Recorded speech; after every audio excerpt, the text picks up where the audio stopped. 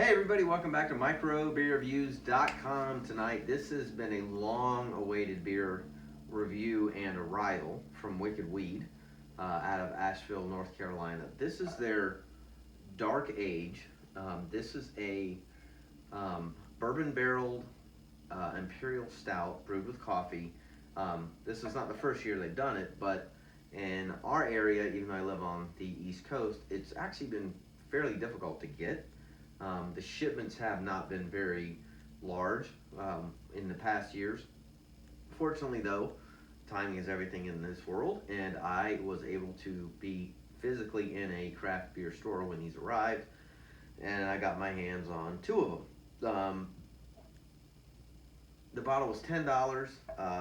It's got a really, really cool story behind it that I'm gonna kind of share with you here in a second, but bottom line here is this is a big beer. So I believe it's 12. Yes, no, it's not. It's 14.1% ABV in a 12.7% or 12.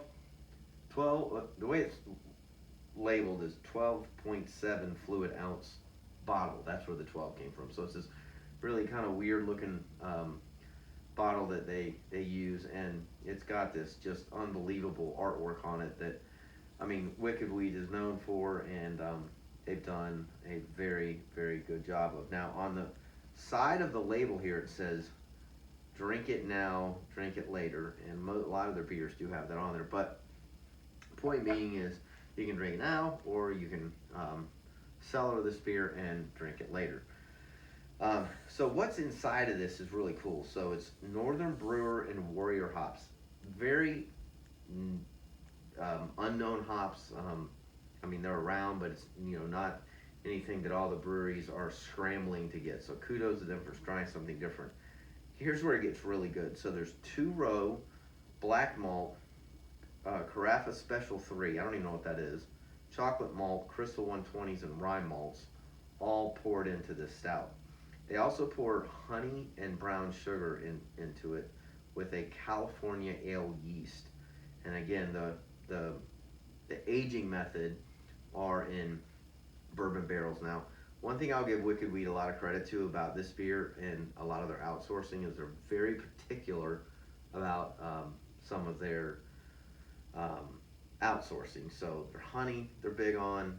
The bourbon barrels, they have a really cool video on their website that talks a lot about how, like, they've got Buffalo Trace barrels that are one-time use only, that it's a very limited amount of time once they drain the bourbon out of it, that they actually put the beer into it, and if it ages too much, then they don't use them. And they're really, really specific about their quality control. But the point is, with this beer, again, this is going to be a long beer review, there's my disclaimer, is that this one, they talk about that this one carries a mystical and measurable path from the magical to the mathematical, and a meticulous tale of progress from madness to method. That was a huge mouthful full of words that started with M. And the point is they've done a lot of thought and research into making this beer. And again, it talks about this emerges from the whiskey barrels, dark malt complexity, bold yet balanced, sweetness is softened, in this mystical evolution of oak, carries the path down the wonder and magic and extraordinary potential of its mystery, blah blah blah. But here's the point: like this, I have not had this one.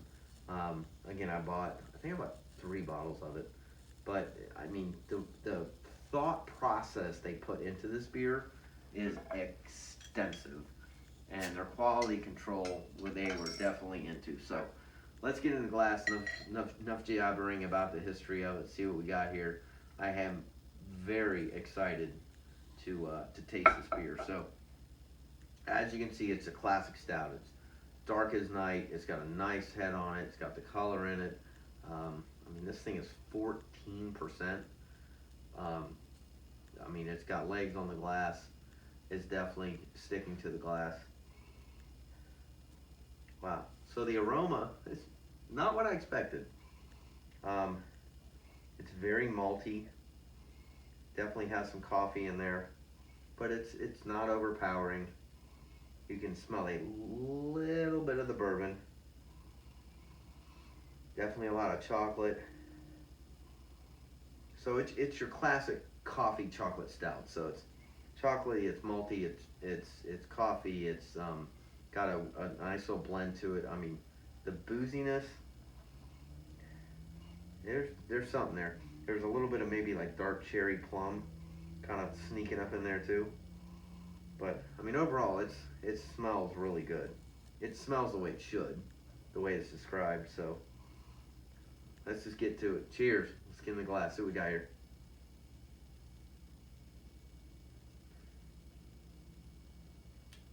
That is smooth, man. Wow, that is really really good. So this one's deceiving in the way that the aroma is just kind of what I would say is okay, but man, the flavor's got this silkiness to it that's really really good. So um, again, front of the tongue, it's real bitter. It's coffee. The chocolate's not sweet. The chocolate is more of a kind of a bitterish chocolate. It's more of a kind of like a what I would call a cooking chocolate. It's not like a Milky Way. It's not sugary and smooth. It's a little more harsh, which I think is good because on the very back end is where you get the bourbon. It's not nearly as bourbony as I would prefer. What I've noticed is a lot of the stouts that have been brewed this year are pounding a ton of coffee in these things. I don't know if it's because of cost. I'm not sure what it is, but it's a trend I've noticed in the last 4 or 5 reviews I've done. There's a bunch of coffee in there, which I like, but I think it hides and hinders the bourbon flavors from coming out, and this is a good example of that. I mean, it's there, but nowhere close to what I was hoping for. I mean, they're really particular. Wicked Wheat is really particular about using very fresh bourbon barrels, and it's not as pronounced as I was like. This is, however, for 14%, from a taste perspective, the booziness is almost non-existent. I mean, how you hide 14% is well brewed, thought through and followed through brewing processes. So they did a great job with that. I would definitely buy this again. I rate my beers to 1 to 5. I would probably give this a 4 to a 4.5. It's something that again I think I personally would age this at like a year or two, and I think it would just be absolutely phenomenal at that point. I do think the complexity is something that most breweries don't do these days well, and they did a very, very good job with brewing it well. So kudos to that. $10 a bottle. I think that's still a bargain for what you're getting. It's big, it's bold, it's got tons of flavor. It pounds you on all levels of the senses with the smell and the taste. So I would definitely buy it again. So let me know what you think. I would rank this really high. This is a beer that I have seen literally hit the shelves and just vanish within a week if you don't get to the craft beer store quickly. So it's known for being what it is, very good. But I'd love to hear some comments. Let me know. Shoot them down there in the comment section.